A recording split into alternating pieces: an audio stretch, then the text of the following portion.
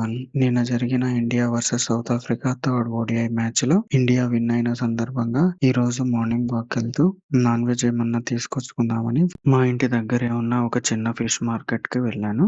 ఇక్కడ చాలా varieties of fishes ఉన్నాయి. ఇదేదో పింక్ కలర్ గా ఫిష్ ఒకటి ఉంది. క్రాబ్స్ ఉన్నాయి.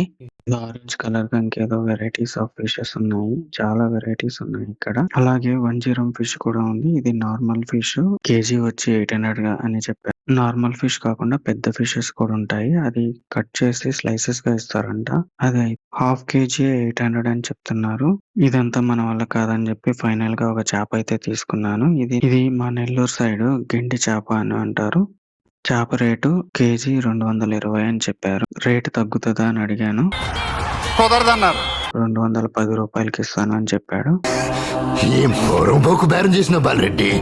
సరే ఇదంతా సెట్ కాదని చెప్పి చికెన్ తీసుకొని ఇంటికి వచ్చేసి కర్రీ చేసుకున్నాను.